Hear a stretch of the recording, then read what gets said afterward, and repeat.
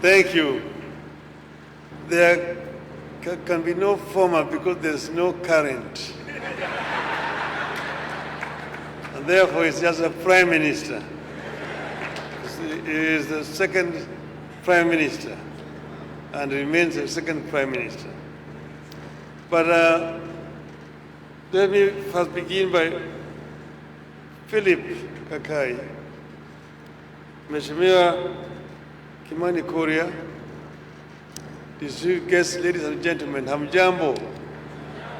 Hamjambo tena. Yes, I don't know why I was invited to come, but I've been invited all the same. And I'm very happy to be here again to talk to the accountants, because I know that accounts is a very important function in business. Some of you may have read Shakespeare's The Merchant of Venice. Mwalimu Nyerere translated in Swahili. It's called Mbepari of Venice. Now, Mbepari of Venice, his only problem was that he did not take account of interest, because he loaned someone money, that is Mr. Shylock, but he did not put interest into the contract. So when the person who had been lent money defaulted in payment, he demanded that he should now be given the security, which was a pound of flesh. But then now he was told that, yes, you said you take a pound of flesh, but never did you say that there will be a blood. The blood will not spill. So we'll say you take your 1 pound of flesh, but there's no blood. In other words, he did not put interest in the contract. That is how he failed. And that is what teaches us about accountancy. So I'm very happy to be here this morning to talk to you. And if I take too long, tell me to stop. I'm honored to join you for the 42nd annual seminar of the Institute of Certified Public Accounts of Kenya, and particularly to speak to you on the subject of economic transformation. Allow me first to congratulate the leadership of this institution, both for this prestigious seminar and the invaluable role this organization continues to play in the development of our country. Icpak has been at the forefront of pushing for the highest standards of financial integrity and professionalism within the accounting sector. It also continues to be a pivotal voice on the pressing issues confronting our nation. This includes advocating for good governance and fostering accountability in both public and private sectors. You tasked me to speak on the subject of navigating the winds towards the achievement of Vision 2030 and economic transformation.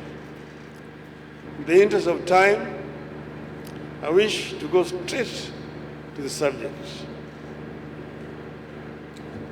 I am passionate and nostalgic about Vision 2030.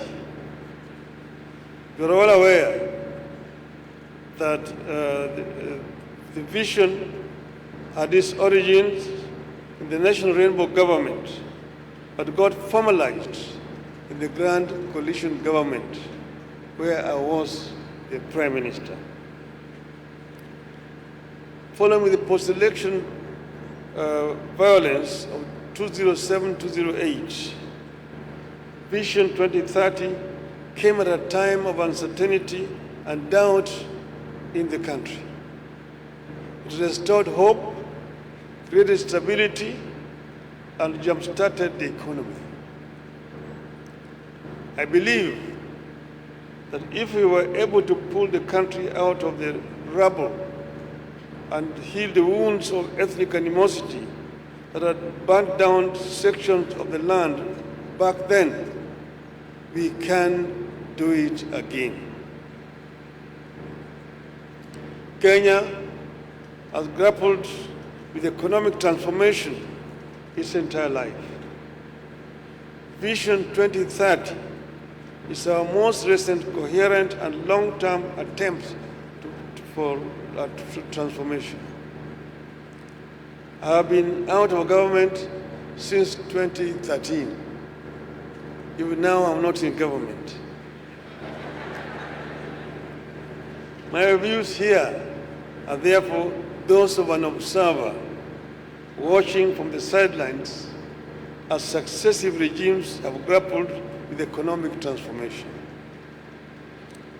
These are my observations on what has been achieved, what is holding us back, and what more needs to be done. We have made significant progress in many spheres. Our banking, services, and hospitality sectors remain very competitive.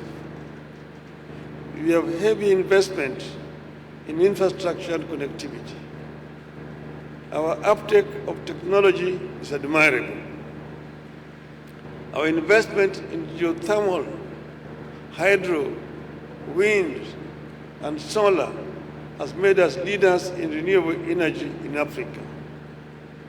But that is like a blind man among the deaf, among the blind. Despite the progress, Kenya still faces many existential challenges. These include massive unemployment, rising cost of living, inflation, debt, income inequality, climate change, and ethnic-charged toxic politics, among others.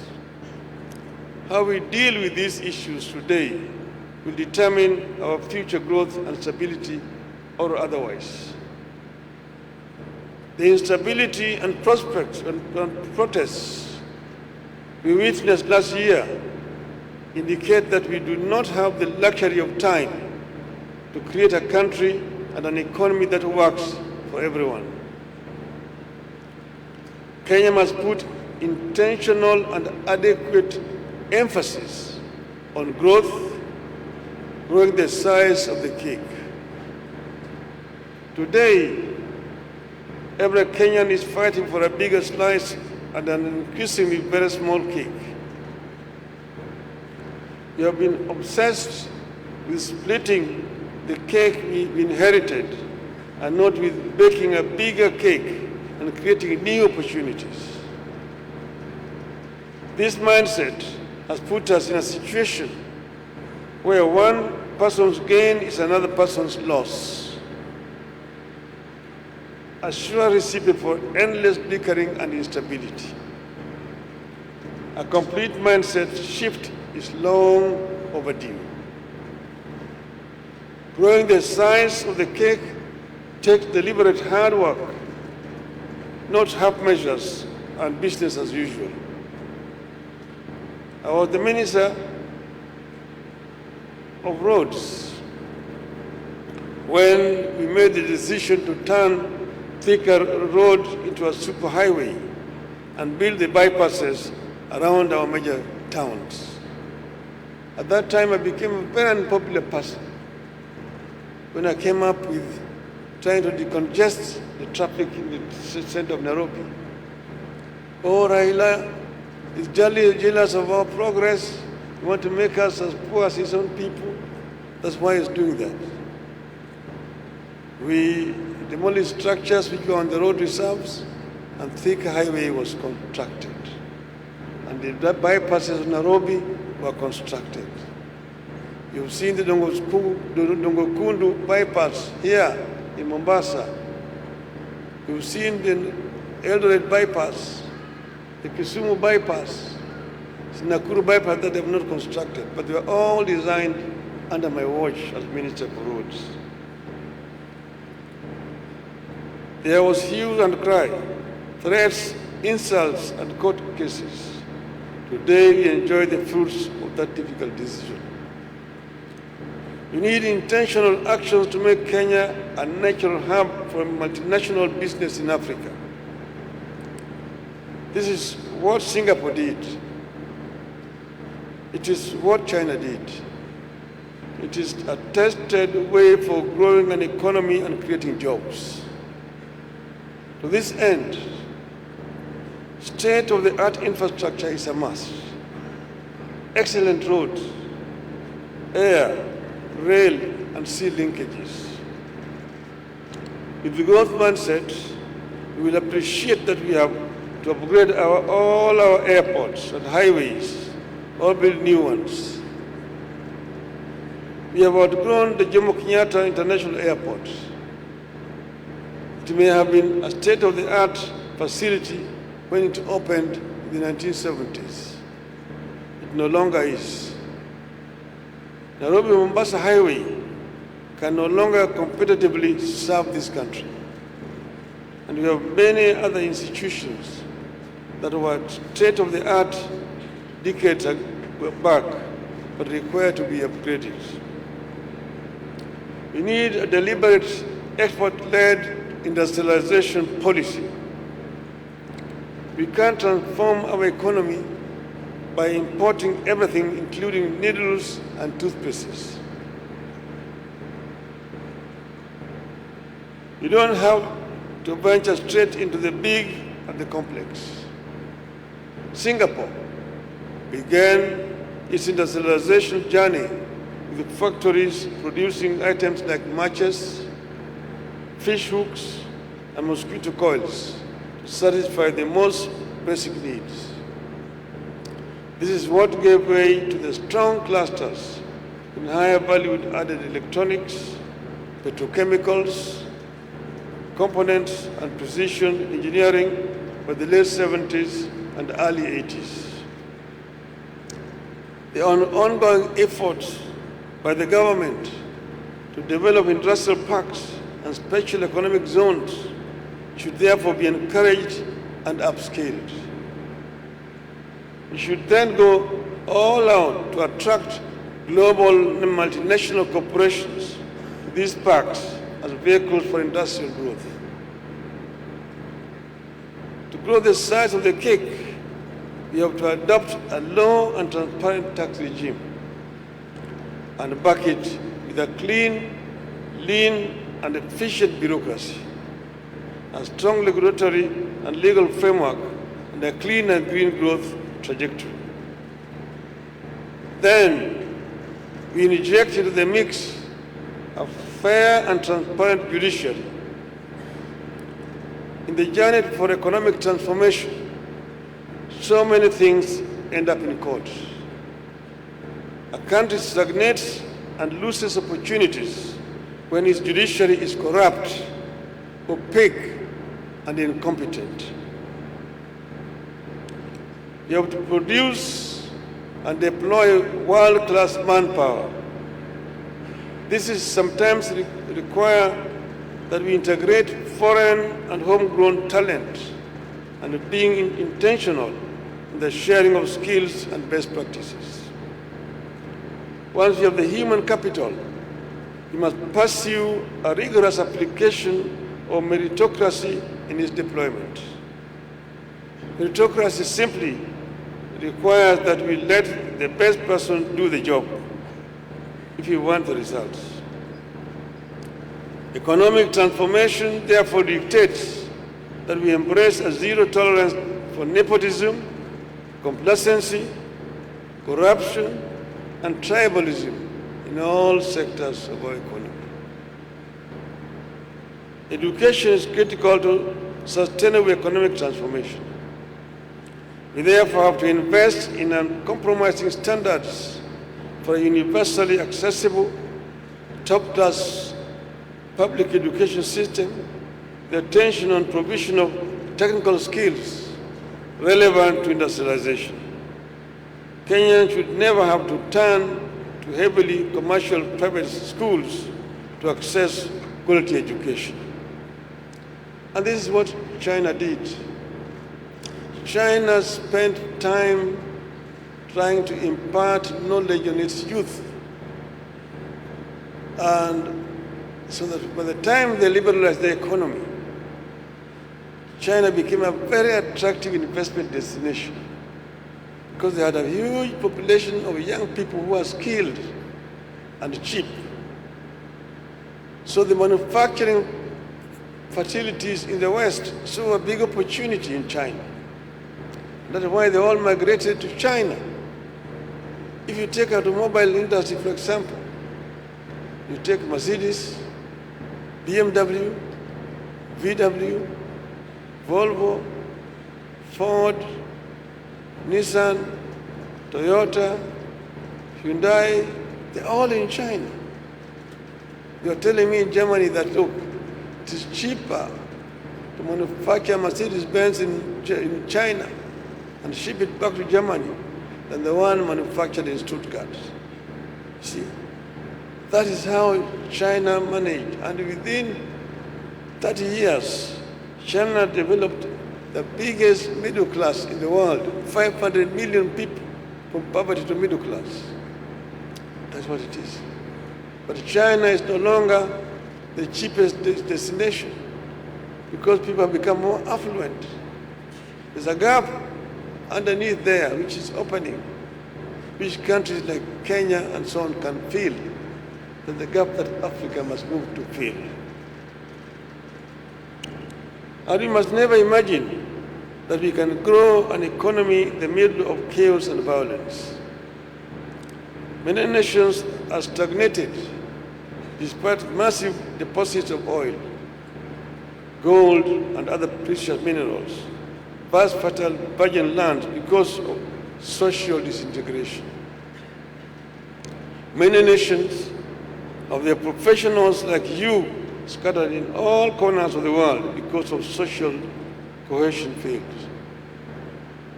We must invest in building social cohesion out of the ethnic, racial, religious, political, and all other diversities that exist in our country. Many times, we think that economic transformation is just about sound policies. It takes much more than economic policies to transform an economy. Any policy can be reversed. Incentive for growth can be cancelled unilaterally.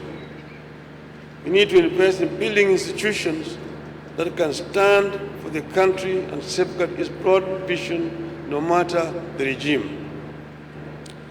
Reversal and abrupt discontinuation of policies thrive on the absence of rule of law, chaotic and amorphous governance structures, and prevalence of corruption. The fight against corruption must be our national constant. Growth can sometimes lead to income inequality. We must therefore constantly attempt to widen the social security safety net. This can partially address signs of unrest in a population struggling with the highest cost of living and lack of jobs. The government will have to strike a fine balance between being fiscally prudent and expanding welfare schemes. Ladies and gentlemen, we have a beautiful and uniquely situated country. If we position Kenya as the continent's leading financial and diplomatic center, ensure its competitiveness as a logistics and manufacturing, shipping and aviation hub, and keep it as a regional headquarters for global multinationals, the country's long-term outlook will remain very bright in the decades ahead, and transformation will be a given. I want to give you an example. I was a minister for roads and public works. Before that, I was Minister for Energy. Then I became the Prime Minister, supervising and coordinating all activities of the government. And at that time that we came up with the Vision 2030. And we say that we can transform our country from a backward third world economy to a middle income economy by the year 2030. And then we came up with what we call flagship projects that will help to propel us in that direction. Some of these you can see. SGR from Nairobi to, from Mombasa to Nairobi. You've seen the Lamu Port, LAPSET, Lamu Port, South Sudan, and the Ethiopia Transit Corridor. We came up with Konza City, ICT City. We came up with tourist cities which have not been constructed: Mombasa, Lamu, Isiolo, Lake Turkana. The special economic zones, Mombasa, Lamu, and Kisumu, plus Nairobi. All those were projects to propel us to the attainment of Vision 2030. We had said we needed to have a properly disciplined and highly trained manpower, which is a prerequisite for that kind of development. So when we started, we did achieve. When we first came into government in 1963, we found almost an empty coffers. This is 2003. The government was depending on IMF and World Bank. And when the Paris Club closed on the government, there was literally nothing. So when we came in, we had made a promise to introduce free primary education. And the president then insisted we must introduce free primary education. Money was not there. We found the government was raising very little money out of taxes. It is not the issue of introducing taxation, different all forms of taxes. It does not help if it is leaking. You can have so many taxes introduced. You punish the population, but there's very little out of it. So we addressed this issue. When we addressed it, we had insufficient funds. So later on, a friend of mine, the former president of Tanzania, Mr. Magufuli, when I went to attend his inauguration ceremony, he asked me to remain behind. After he had met with all the heads of states. Then when we met, he told me, look, Raila, me and you have been ministers of roads. And I know how to run ministries. But me, I have never been a president. You have been a prime minister. You know how to run a government. I want you to advise me how to manage my government. I spent 3 days with my friend, Dr. Magufuli. We talked about many other things, but simply put, see, it boils down to just two things: income and expenditure. Full stop. The rest are details. Here, you need to look at what are your sources of income. You must have proper income, and most of them are through taxation. But This is where accountants now come in.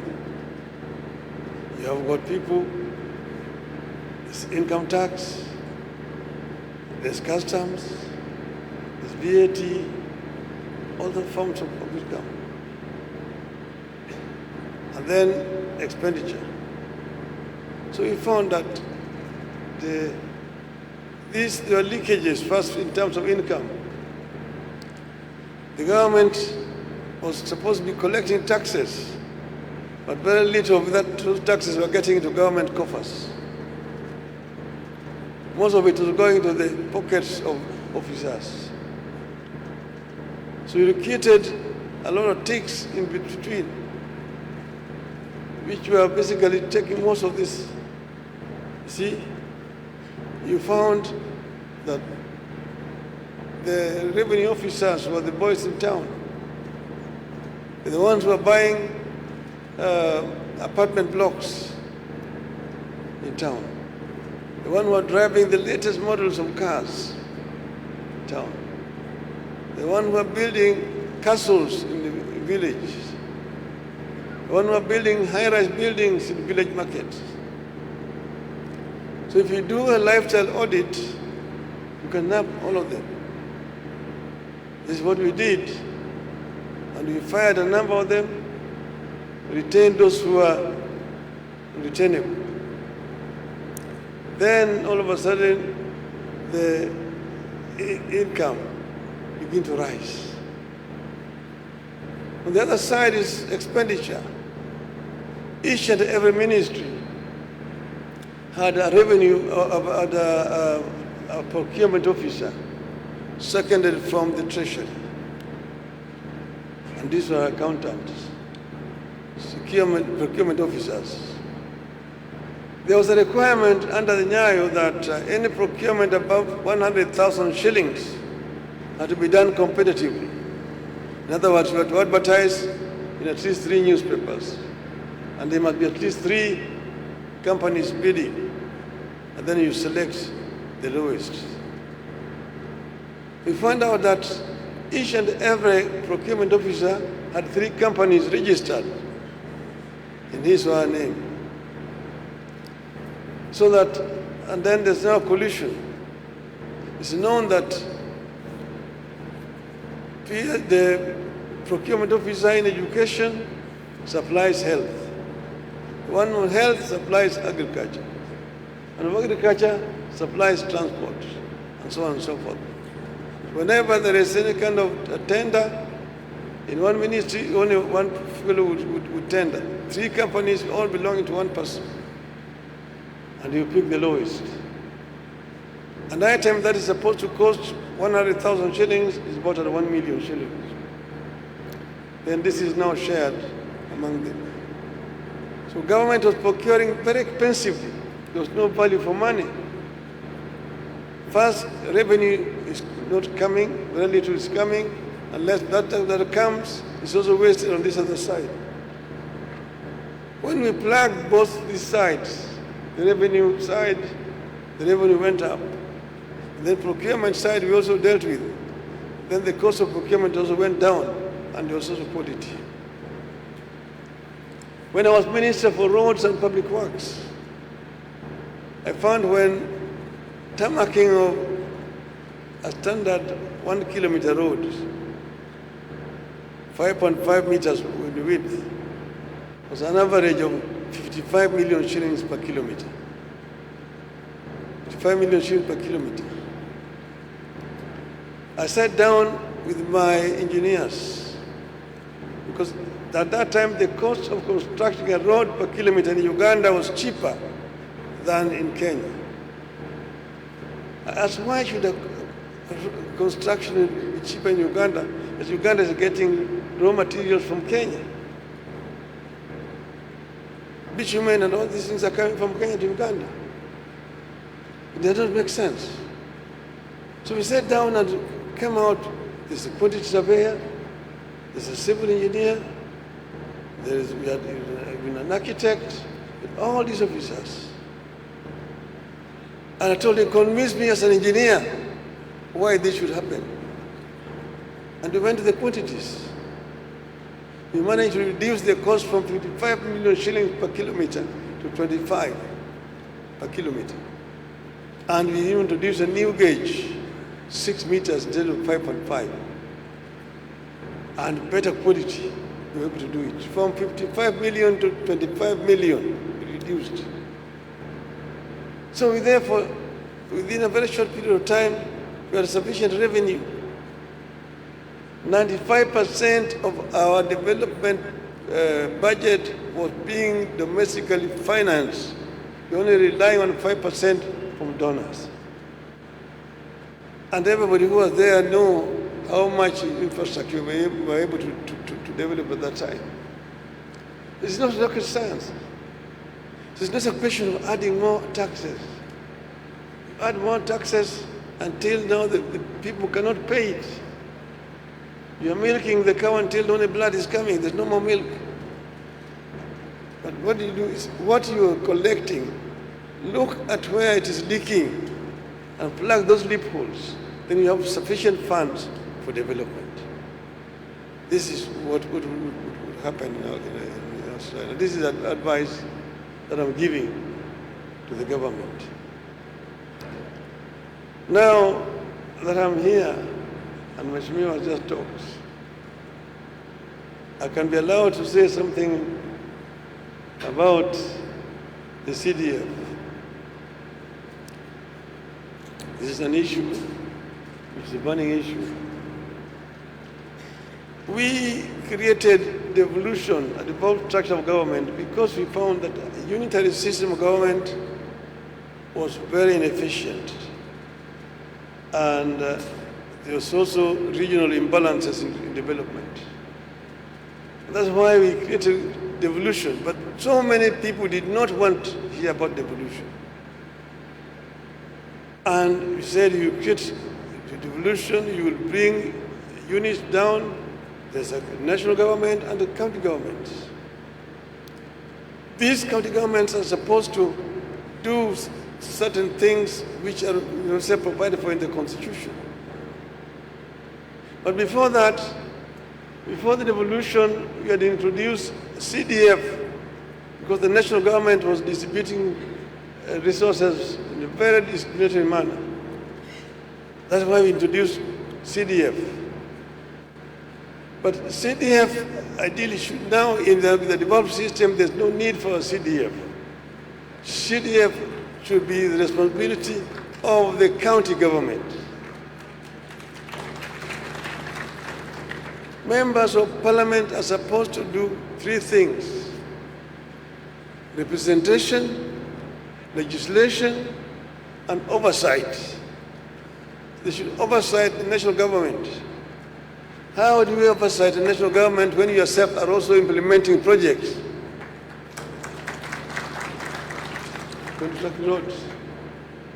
Now they're doing what is so-called public participation, asking the public. But I just want to tell them, do all the public participation you want. Ultimately, you must go to a referendum. In the referendum, you will lose. It does not happen in another country. It's not that we don't want bursaries.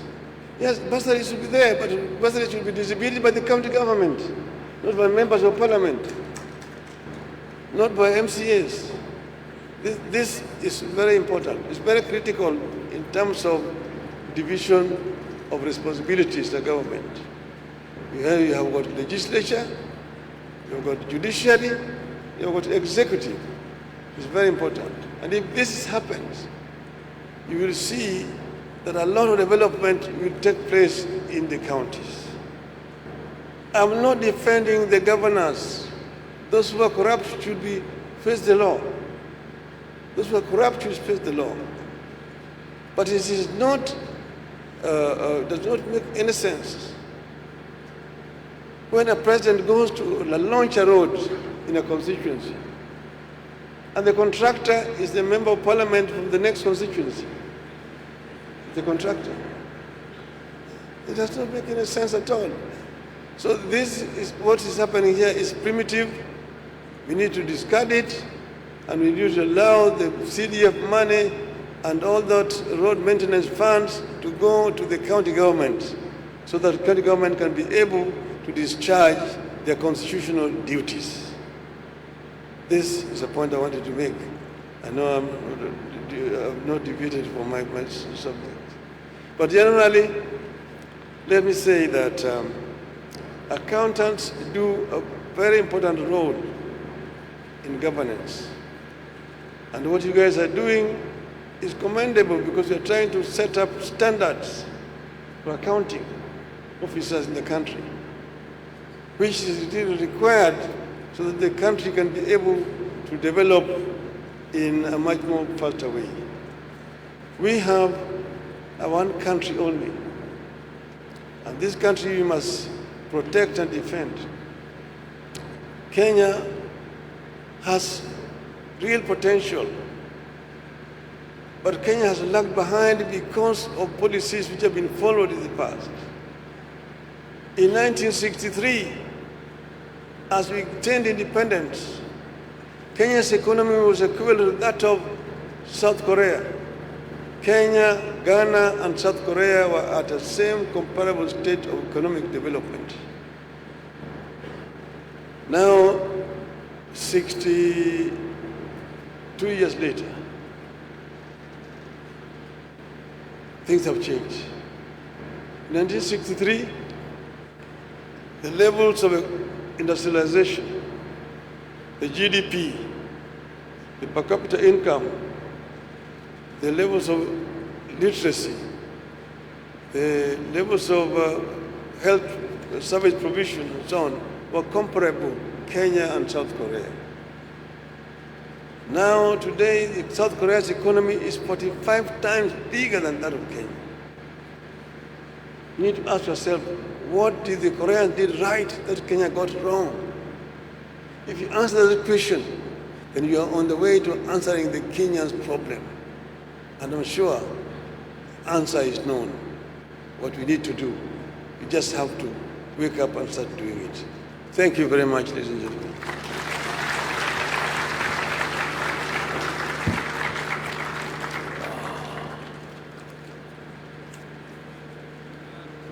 Sorry, just wanted you to, will you take some few